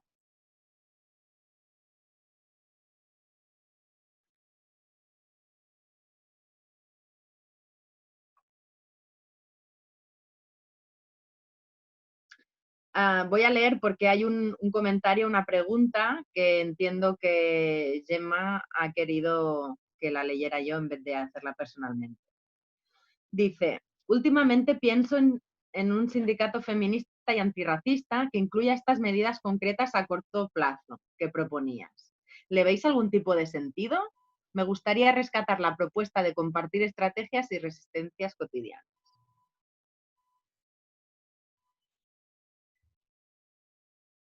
Bueno, yo sí le veo, o sea, yo le veo todo el sentido, no sé, o sea, no, que tampoco quiero como ocupar. yo qué sé, por ejemplo, o ni siquiera, bueno, sindicatos sería una fórmula más, ¿no? Pero, por ejemplo, tenemos el ejemplo de cómo se están organizando, por ejemplo, las compañeras empleadas domésticas, ¿no? En distintos lugares del Estado y, bueno, tienen mucho que pelear todavía, pero están consiguiendo mucho. O sea, claro, por supuesto que tiene un sentido organizaciones, digamos, que peleen en lo laboral explícitamente feminista. De hecho, tiene que estar ya, ¿no? O sea, porque yo creo que además en serio, no sé, lo de la reivindicación de la reducción de la jornada, creo que es el momento histórico para reclamarlo, sinceramente. Sí, de hecho, las trabajadoras del hogar y, ¿no?, las limpiadoras, las cuidadoras, son las únicas que no tienen una regularización como el resto de trabajadoras y trabajadores del Estado. O sea, y que diga, ¿no?, Gemma, un sindicato feminista y antirracista tiene que ver con que también la mayoría de personas que están en ese vacío legal y sin ningún derecho y a veces en condiciones de esclavitud o semiesclavitud son precisamente muchas veces mujeres migrantes, ¿no? Porque se considera que no tienen los mismos derechos y que son personas de segunda, ¿no?, en nuestro Estado. Entonces, creo que esa sí tendría que ser una reivindicación colectiva de todas. O sea, y que es espeluznante que en el 2020 aún sigan en esta situación, ¿no? Lucía ha pedido el turno de palabra. Tienes que encender el micro, Lucía, porque no te escuchamos.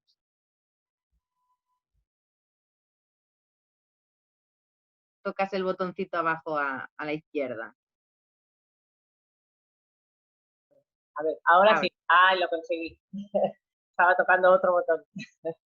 No, yo también he estado pensando en lo mismo que dice Gemma. De hecho, bueno, con todo esto del coronavirus es como un efecto lupa, ¿no?, que nos ha hecho en muchas cosas que ya existían, y compartiendo y escuchando lo que le pasa a cada una, de amigas, compañeras y esto, entre una amiga que está de concejala en un pueblo muy pequeño y que han tenido todo un drama con la residencia de ancianos y todo lo que ha supuesto, ¿no?, el cuidado de los ancianos, las cuidadoras de los ancianos. Yo también soy mamá y también tengo a mi criatura, y también soy maestra de escuela Bressol, de guarderías, ¿no? Y veo como de repente que, bueno, pues he ido viviendo en la cotidianidad un montón de esto, del efecto lupa, de todo lo que nos está pasando, de torno a los cuidados, y me daba esta sensación de por qué no hacemos un sindicato feminista o un sindicato de los cuidados o algo más extenso, porque si no, pues siguiendo la lucha de las trabajadoras de las residencias o de las familias de las residencias, hay un grupo que están ahí en lucha. Las familias estamos ahí en otra cosa. Las maestras de Bressol en otra cosa. Y en un momento dado, por ejemplo, en mi realidad he sentido como incluso que las necesidades de las familias y las necesidades de las maestras parecía que estaban opuestas. Y yo pensaba, no, pues estamos en lo mismo. Y lo que aquí no se está tratando bien es a la pequeña infancia, ni a los cuidados de la pequeña infancia. Y somos maltratadas las maestras, y somos maltratadas las familias, pero como nos dejan solas y a la vida salvaje, pues hasta de repente nos oponíamos. Mira, no. Entonces sí que siento esta cosa como, y recogiendo un poco lo de que realmente la huelga feminista visibilizaba la importancia de todo de todo eso del iceberg, ¿no? Pues cómo convertirnos en sujetos políticos, pues también se me ocurría, no sé si la palabra es el sindicato, pero sí algo, ¿no?, como de aunarnos a todas estas pequeñas, pues hay que seguir, cada una luchando en nuestro sector y reivindicando lo nuestro, porque tenemos muy claro cada una lo que necesitamos, pero de alguna manera aunarnos porque al final, si las otras cuidadoras no están bien, sigue habiendo el mismo problema, ¿no? Esta era una reflexión compartida.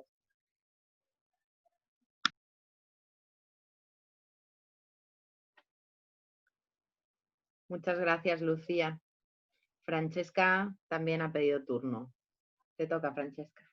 Gracias. Sí, bueno, yo quería agradecer a Astrid, y también había momentos que de repente me estaba enfonsando, en catalán se dice, no me sale ahora en castellano, como hundiendo, me estaba hundiendo y era como, no, ya con el cansancio, el confinamiento y tal, y como lo estabas planteando, y te agradezco muchísimo que hayas terminado con esta invitación a la acción, ¿no? Y que se ha movido ya con las preguntas que han hecho Gemma y Lucía, ¿no? Y me parece súper... Yo he sentido mucho también esa división que estaba planteando Lucía, ¿no? Y cómo puede ser que dentro de estos colectivos precarizados, feminizados y con grandes dificultades, encima no consigamos encontrar una manera de unirnos y tener fuerza, ¿no? Y en ese sentido, como que me venía para lanzarte una pregunta, Astrid, en el sentido que planteabas al comienzo de pensar la vida como desde la interdependencia, la ecodependencia que decías, ¿no? Y en cambio este fantasma tan poderoso de la individualidad, del capitalismo, ¿no? Y cómo defender esta dimensión colectiva del cuidado y desde la crianza en concreto, ¿no? En el confinamiento ha sido evidente, ¿no? Cada una que se arregle como pueda con sus criaturas, con su trabajo, con su hogar, con sus historias, ¿no? Y es muy difícil como defender esa dimensión colectiva del cuidado, ¿no? Decir que nosotras estamos cuidando para todas y que el trabajo que estamos haciendo no es nuestro individual, sino que es un trabajo que estamos haciendo para la sociedad en la que vivimos. Entonces, te quería preguntar ahí si tú nos puedes ayudar a encontrar algún ejemplo, algún dato muy, como muy sencillo también para defender esto en todos los entornos en los que participamos, ¿no? Para decir, esta no es la decisión mía que he decidido parir, sino, ¿no? Esta dimensión. Entonces, evidentemente, todos los datos que nos has dado nos sirven en ese sentido, ¿no? El iceberg como ejemplo, pero te lo quería lanzar por si tienes si se te ocurre alguna otra ejemplificación así poderosa que podamos utilizar para hacernos fuerzas nosotras mismas y para nuestras acciones también cotidianas.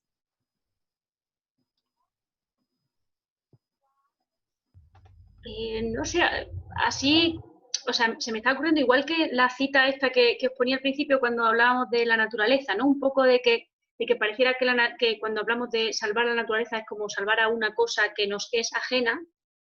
Pues sería algo así, sería algo como algo similar, es como no se trata de salvar al planeta como si tú no fueras el planeta, ¿no? Pues lo mismo, o sea, no se trata de como de poner la vida en el, no sé, como poner la vida en el centro. Es que yo estoy como muy preocupada con que se coopte mucho esa frase. ¿Sabes? Como eso, claro, no sé, ahora mismo la verdad que no sé cómo explicarlo de otra manera. Claro, como entender que interpela a todo el mundo, sí, claro, pero no sé, no sabría decirte, ahora mismo me has pillado, me dejas así un poco como en blanco en cuanto a una metáfora que fuera poderosa, ¿no? Yo creo que el iceberg es verdad que es muy útil para entender que nos necesitamos, o sea, que esa parte de lo doméstico no es algo como responsabilidad individual, sino que es la parte fundamental para que se sostenga lo que por lo visto importa, o sea, y que una sin otra no son posibles, ¿no? Entonces yo creo que eso puede ser un primer paso, igual para seguir profundizando por ahí, como qué imágenes utilizar para hacer también incluso esa labor, me imagino, pedagógica, ¿no? De cómo llegar, claro. Pero no sé, yo creo que los ejemplos de este confinamiento, yo creo que si algo positivo se puede rescatar de esto, precisamente la valoración social que ha adquirido el cuidado, ¿no? Y yo creo que es un buen, tomar eso como palanca para reivindicar, o sea, como volver a pensar en el confinamiento, a pensar en lo importante que es cuidar la vida, no sé, creo que pueden ser estrategias a la hora de hacer esa pedagogía un poco de la resistencia, ¿no? Pero no sé, no se me ocurre así como mucho más, seguro que a vosotras se ocurre alguna cosa. Gemma, por ejemplo, está diciendo por el chat, estamos cuidando la sociedad del futuro, de todas y todos depende, ¿no? Claro. Claro, y sí, es lo que es la sociedad del futuro, pero también es la sociedad actual, ¿no? O sea, es como... Claro. Porque pareciera que por el futuro podemos también hipotecar a las que estamos ahora o viceversa. Para vivir las de ahora les podemos dejar un mundo no mundo habitable a las demás, ¿no? Sí. Hay una viñeta, no sé si habéis visto en este tiempo una viñeta que se hizo que se viralizó bastante de Miguel Brieva. ¿La conocéis? Una que hablaba decía, pues que la tenía pero la he quitado. La tenía ahí pero la he quitado, sí. Decía algo así como si algo podemos aprender de ahora es que se puede ir más lento, que no pasa nada, o sea, no sé, o sea, que se puede ir más lento, que se puede entender que la vida hay que cuidarla, ¿sabes? Como es, no sé, por eso digo que apelar a lo que ha pasado en estos 2 meses absolutamente excepcionales, creo que puede ser una buena estrategia, porque realmente la gente se ha dado cuenta de, lo primero, ha sentido miedo por su propia vida, ¿no? Y por la vida de las personas que tiene a su alrededor, ¿no? Porque yo no sé vosotras, pero yo ha habido momentos, los primeros días, a mí luego ya se me pasó, pero yo estaba agobiadísima, digo, madre mía, por el miedo, pero miedo el real de enfermar, ¿no? O mis padres, o no, cosas así. Y yo creo que igual apelar al valor que se le ha dado al cuidado en este momento puede ser una estrategia interesante para comenzar. No sé. Y seguir igual dando importancia al cuidar a las que cuidan, ¿no?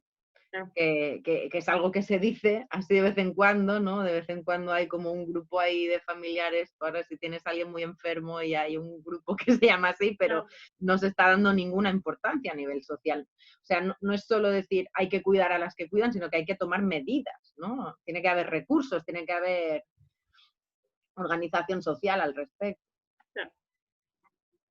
Claro, por ejemplo, con lo que hablamos de las empleadas de hogar, el hecho de que algo histórico, de mínimos, pero histórico, ¿no? Este subsidio que se ha aprobado ¿no? para las empleadas de hogar, bueno, pues es como decir, bueno, sí, vale, entonces ya se ha reconocido esto, es como, ¿a qué estamos esperando para ratificar el convenio de la OIT, por ejemplo? ¿A qué estamos esperando para...? Entonces, pues como que sí ha habido cierta valoración social, no solo de las empleadas domésticas, de las cajeras, o sea, como de empleo absolutamente precarizado, como, ostras, pues, convertir esa valoración social y ese aplauso en, bueno, lo que decimos, ¿no? En realidad, no sé, yo lo que estoy más preocupada aquí voy a sacar la parte como economista, es que a mí me preocupa mucho Europa, o sea, me preocupa mucho las condiciones que se nos puedan imponer. Y que viendo un poco la hoja de ruta de la Unión Europea, mucho tendría que ahora mismo cambiar el Consejo para que no vaya otra vez el camino a la austeridad. Y como venga otro escenario así, porque el margen de maniobra que tienen los estados no es tanto. Pero bueno, esto no era pan bajonaros, pero bueno, como que yo creo que viendo lo que... Por eso es que no hay que perder la memoria. Yo creo que también otra cosa que nos pasa que es muy de la etapa neoliberal es la pérdida de memoria, ¿no? Vivimos tan en el presente, tan ensimismada, que eso, que no recordamos incluso lo que ha pasado hace una década, ¿no? Y bueno, pues se puede venir un contexto complicado en el que más que nunca estas estrategias tienen que estar al menos esbozadas, ¿no? Y que vosotros sois un ejemplo claro de estrategia. O sea, quiero decir, es que políticamente vuestro grupo, digamos, en sí mismo, o sea, el hecho de que estéis generando estos debates, que estéis sacando este espacio y tal, a mí me parece políticamente maravilloso, ¿no? O sea, que se replique esto, que esto se sepa que existe, que obviamente no, pero como que se replique, a mí me parece algo como muy empoderante, si es que nos gusta esa palabra. Yo que soy más de poderío, pero... Nos gusta esto del poderío, sí. Vale, voy a dar el turno de palabra a Eva, que hace un ratito la ha pedido. Hola, buenas. Yo lo que quería es que Astrid, por favor, aclares por qué el concepto de poner la vida en el centro te rechina, no te acaba de gustar o parece que... ¿Qué pasa con poner la vida en el centro? Sí, no, el concepto no me rechina. Lo que me rechina es que lo estén utilizando cualquiera y se le esté vaciando de contenido político. Ese es un poco el riesgo, igual que ha pasado con sostenibilidad, igual que ha pasado con igualdad, igual que ha pasado con cuidados. Porque ahora, no sé, ¿no? Ahora todo el mundo habla, sobre todo los sectores así como más, ¿no? Todo son cuidados. Y es como, bueno, vamos a matizar o vamos a hablar de las condiciones de los cuidados, o vamos a hablar, o sea, quiero decir, como que hay un grave riesgo que también, repito, es como muy neoliberal todo eso, de cooptación de los discursos incluso políticos, de los discursos, digamos, de las instituciones, me refiero, de discursos que proceden de movimientos sociales, que proceden de otro tipo de reivindicaciones y de repente se les vacía de contenido. O sea, es que poner la vida en el centro puede ser un lema también de los pro vida, por ejemplo. Sí. A eso voy. Entonces, como ojo con que nos arrebaten algo tan potente como eso, ¿no? O la interdependencia, que también yo ahora de repente lo estoy como escuchando en ciertos sectores, como madre mía, pero que esto tiene una importancia. Mira, ha pasado, esto ya os digo como anécdota, el enfoque de la sostenibilidad de la vida. Yo vengo estudiando, bueno, como en los últimos 10 años este enfoque. Yo tengo una alerta de Google que cada vez que sale una noticia que pone sostenibilidad de la vida, pues me envía un correo. Eso a mí antes no llegaba uno de no sé cuánto. Y en los últimos 2, 3 años, o sea, cada día me llegan noticias, me refiero, son solo noticias, yo qué sé, 10. Y es como, en ninguno, prácticamente ninguno, hace referencia a el origen de ese término, que es un concepto feminista. Por supuesto está vinculado también a las reivindicaciones ecofeministas, ecologistas, ¿no? Pero concepto feminista. Y brilla por su ausencia y es como, ya está, ya se lo han cargado. A eso me refiero. No sé qué pensáis, que igual soy yo que me paranoio, pero... No, yo totalmente de acuerdo, ¿eh? O sea, era para saber si realmente era el concepto, era el uso que se hace de según qué términos y conceptos. Gracias, Astrid.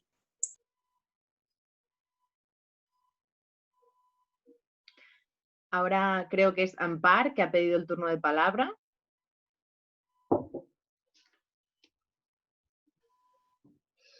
Hola, ¿qué tal? A ver, que bueno, yo estaba viendo esto que era muy interesante y yo, pues, no sé, claro, unas cuantas reflexiones, ¿no? Yo creo que, claro, todo lo que son los cuidados son revolucionarios porque los niños, yo creo que los niños y niñas son revolucionarios en sí mismos porque no son productivos y no entran, no encajan en este sistema. Entonces, claro, siempre molestan porque no generan, ¿no? Generan pues dinero, producción y porque están muy conectados también con el cuerpo, ¿no? Y a las personas que estamos más en contacto con las criaturas, pues nos dan esa fuerza, ¿no? De que nos damos mucha más cuenta de todo lo que está pasando porque vemos que no encajan en ningún lado, ¿no? Y bueno, yo quería hacer una reflexión en cuanto al tema del COVID ha sido muy, yo creo que ha sido muy fuerte, nos ha impactado mucho. Bueno, por lo que decíais de que ha puesto como una lupa todo lo que fallaba antes, pero también porque lo hemos tenido que pasar muy solas y muy encerradas, porque todos los mensajes de miedo que nos han lanzado, claro, tenías miedo de apoyarte en la gente que normalmente te apoyas. Y yo creo que eso ha sido lo más cruel, que se nos lanzara ese mensaje de individualidad, de tú en tu casa encerrado resistiendo. Y bueno, creo que todo lo colectivo en ese sentido que hagamos va a ser también revolucionario. Cualquier cosa que hagamos de salir de nuestra casa y de nuestra individualidad. Y bueno, y una reflexión, claro,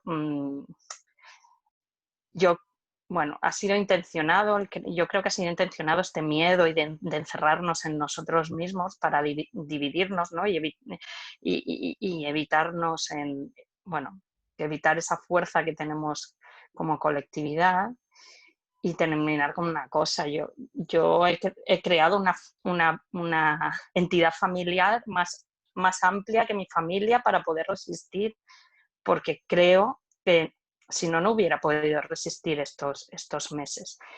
Y me da mucha pena que no se haya lanzado este mensaje, que sí, o sea, a nivel institucional, quiero decir, que gracias a, bueno, que ha habido artículos, ¿no?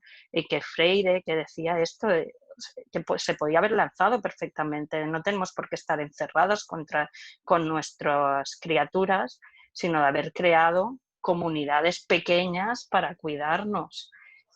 Y bueno, ha sido una pena y que, no sé, si podemos sacar una lección, que es lo que pues ahora os estabais comentando, de fomentar la colectividad, porque si no, claro, otro encierro, otro COVID así solas puede ser muy fuerte. Mira eso. Sí. Yo ahí os comparto mi experiencia personal. Yo vivo en comunidad. Vivo en una casa con 7 mujeres más. Y nosotras, que a mí siempre todo el mundo me cuestiona un poco esa decisión, siempre es como, pero todavía vives con gente, todavía no has podido dar el paso a lo que hay que hacer, que es vivir sola o en pareja. Y es como, bueno, no, es que eso es una decisión válida y legítima porque yo quiero vivir así. ¿Qué ocurre? Que ahora en el periodo de confinamiento que hemos estado aquí divinamente, obviamente también una situación cómoda porque es una casa grande, una casa con mucha luz, una casa con espacio, con ventilación, que es que todo el mundo no tenga las mismas circunstancias, ¿no? Y claro, aquí es como se pone encima de la mesa, todo el mundo que antes lo cuestionaba es como, joder, qué afortunada, ¿no? Y es como, es que la vida es mucho más fácil si es así. Yo no digo que todo el mundo tenga que ahora vivir, no digo eso, ¿no? Que no estaría mal, pero bueno, no digo eso. Pero, ostras, que es que te lo digo porque lo he vivido, o sea, muchísimo más fácil todo, ¿no? Porque ya no es solo la gestión cotidiana, sino la contención emocional. Es que ha sido muy fuerte lo que hemos vivido, ¿no? Y yo personalmente no he tenido circunstancias complicadas, ni enfermedades, ni ninguna historia de estas, ¿no? Pero con la gente que ha tenido que gestionar duelos, es que, ostras, ¿no? Y en común todo es más fácil. Y yo creo que de verdad que efectivamente todas las estrategias que puedan suponer un germen de colectivizar y de apoyar el común, yo para mí creo que es claro, lo digo también como desde mi punto de vista, ¿no? Pero yo creo que es una forma, pero vamos, no sé vosotras, pero yo cuántas amigas mías me han dicho, ostras, yo esto me lo voy a plantear, o sea, como me voy a plantear si esto vuelve a pasar, o me voy a mi pueblo, o me voy a no sé qué, o sea, como que todo el mundo, si esto vuelve a pasar, todo el mundo va a desplegar, y yo creo que esas pequeñas comunidades que decía Empar se van a dar de forma como fácil, en el momento que nos digan, uy, mañana estado de alarma, pues como, espérate, que voy a recoger los bártulos y a ver con quién me voy. Porque esto también se aprende, ¿no? Gracias, Ampar, por esta reflexión, porque es algo que, por ejemplo, en nuestra familia también ha pasado. Gracias a que pared con pared tenemos a otra pareja de amigas, hemos podido crear esa familia un poco más extensa y algunos momentos críticos con nuestro bebé y así hemos podido sostenerlos, porque si no, no podíamos, ¿no? Entonces, yo creo que una reflexión interesante es esto, o sea, qué estrategias reales hemos desarrollado y también qué lectura crítica frente a la situación, o sea, de infantilización al final, a nivel general de la sociedad, porque se nos ha dicho qué tenemos que hacer y no cómo actúa este virus y responsabilizarnos de que no haya contagios, porque podían haber sido medidas muy diferentes, ¿no? De hecho, creo que el Estado español ha sido el más restrictivo en relación a las criaturas. No ha habido medidas como las que se han dado aquí en ningún otro país. Entonces, a mí esto me lleva a una pregunta que yo tenía un poco en el tintero para hacerte, Astrid, que venía porque hoy, esta mañana, hemos visto la noticia de que aquí en Barcelona mañana podrán abrir los parques, ¿no? Y eso venía también relacionada con una campaña que se ha sacado antes, que había 2 criaturas encapuchadas, así con pasamontañas, que mandaban un mensaje, un ultimátum a la Generalitat y al Ayuntamiento de Barcelona que decía, os damos 24 horas para desprecintar los parques, si no va a haber acciones, ¿no? Y esto que, bueno, que ha sido interesante y que hemos dicho, ostras, qué efecto más rápido ha tenido, ¿no? Me lleva a a pensar sobre cómo se han abierto bares, se han abierto discotecas, ¿no? Y los parques no, ¿no? Y las restricciones enormes que se están dando en los colegios, ¿no? En los centros educativos. Cómo desde, ¿no?, esta visión de la economía feminista, ¿cuál es la lectura? Claro, a mí me viene eso de que, claro, las criaturas no consumen, las criaturas no votan, pero más allá del adultocentrismo imperante, ¿no?, en la casta política, ¿qué más hay detrás, ¿no? Y qué cosas tenemos que ir a atacar y a defender cuando hace falta defenderlas. Claro. Pues no sé, es que creo que compartiría un poco lo que tú acabas de comentar. O sea, la lectura, pues eso, aparte de un adultocentrismo, y yo creo que también una improvisación, porque se desconocía mucho también que era esto, ¿no? Yo creo, no sé. Yo es que no soy muy de las conspiraciones y eso no me ayuda mucho ese rollo, pero creo que se ha improvisado mucho y efectivamente no se ha pensado. O sea, yo creo que sí, es que la verdad que no lo he reflexionado, entonces no puedo, o sea, como el papel de la infancia, porque yo siempre, una cosa que, bueno, la comparto, no tiene mucho que ver, pero bueno, sí con el papel de la infancia. O sea, como que algo que se está viendo, que puede ser contradictorio con lo que estamos diciendo, es que la infancia en este periodo de precarización de la vida de las últimas décadas, pareciera como que el hecho de ser madre, ¿no?, es el único elemento de estabilidad que tienes en la vida. Es decir, tu empleo no es estable, probablemente tu pareja tampoco, la gente se está continuamente moviendo, por tanto tus redes de cercanía tampoco. Es como que tú no sabes si vas a vivir siempre en la misma ciudad, no vas a saber si vas a vivir siempre en la misma casa. O sea, como que ese horizonte de certidumbre que tenían generaciones anteriores, nosotras no lo tenemos, y de forma que tú tienes un hijo, una hija, ¿no? Tú sabes que eso lo va a tener para toda la vida, ¿no? Y es como un elemento de estabilidad, prácticamente el único elemento de estabilidad, ¿no? Eso ha configurado como un nuevo valor social de la infancia, ¿no? Como, bueno, como mucho más, una sociedad mucho más atenta a las criaturas, a sus necesidades y a su voz. Y eso sí es algo que se ha visto en el proceso, ¿no? De cómo se trataba a la criatura, mi abuela, ahora, ¿no? O sea, sí se ha visto ese proceso. Quizá lo que ha ocurrido puede seguir avanzando en esa mayor centralidad de las criaturas en la toma de decisiones, porque lo que vemos es que efectivamente la infancia sí ha cambiado. O sea, en el largo plazo, quiero decir, el valor de la infancia sí ha cambiado. Entonces, quizá no sé, quizá este tipo de dejadeces que ha habido en esta crisis puede suponer también pues eso, de nuevo una palanca para reivindicar ese pasito más en la importancia de la infancia, en la agencia de los niños y de las niñas, ¿no? En que no son solo receptores, personas que reciben, sino que son personas que tienen sus capacidades, ¿no? Y que hay que fomentar que puedan fortalecerlas, ¿no?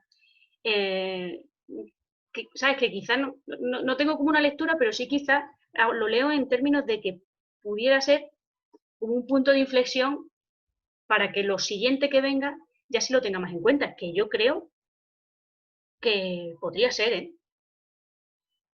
No lo sé.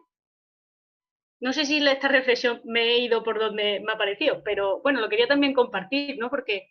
Porque a mí eso, esto de la infancia como un único elemento de estabilidad, se lo escuché a una profesora también en un contexto, no es que no recuerdo su nombre, también en unas jornadas así, y ostras, y de repente me abrió ahí como no sé, no me la había planteado, de hecho me incomodó bastante, pero le veo, creo que sí, que tiene cierto sentido y que eso pues, se puede leer en positivo. O sea, no se trata ahora de criar mini dictadores, ¿no? Pero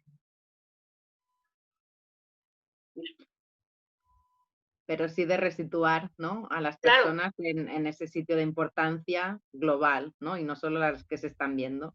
Pongamos la vida en el centro, pero preguntémonos la vida de quién, ¿no? Claro. Y donde todas tengamos espacio y valor en esta vida que defendemos. Sí. Pues Sí, y muchas además, gracias. perdón, solo una disculpa un segundo, y también la vida de qué niños y de qué niñas, porque estamos pensando en las niñas gitanas, por ejemplo, o estamos pensando en los niños trans, o estamos pensando en los niños que están llegando a las costas, ¿sabes? Como de qué niños y de qué niñas también, ¿no? Igual que vemos esa interseccionalidad en las personas adultas, es como, bueno, en las criaturas también, porque qué vidas son las que importan, o sea, qué infancias son las que importan, cuáles son las que tienen voz, en caso de que ninguna las tiene, ¿no? Pero a cuáles son a las que se les van a dar voz. Sí, eso es algo que también hemos visto y escuchado campañas, ¿no? De cuántos muertos hay en el Mediterráneo, cuánto está matando este virus y cuánto están matando las decisiones voluntarias de estados, políticos y otras organizaciones, ¿no? O sea, es algo a lo que también tenemos que dar muchas vueltas. Yo estoy encantada, estaría aquí hablando con vosotras mucho rato, pero ya creo que todas también tendremos otras cosas que hacer. Mi bebé me necesita.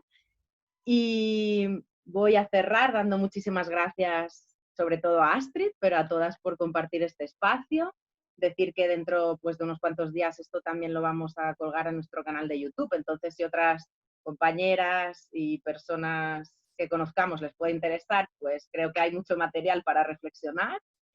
Y además os invito a todas también a que podamos compartir el jueves que viene la charla con las compañeras de Materfem. O sea que, bueno, ya sabéis dónde estamos, en landográfica.org podéis escribirnos, cualquier duda, inscribiros a las charlas y sobre todo muchísimas gracias y súper contentas de compartir este rato con vosotras. Cuidaos mucho y hasta pronto. Bueno, muchas gracias. Chao, Gracias. gracias. Gracias.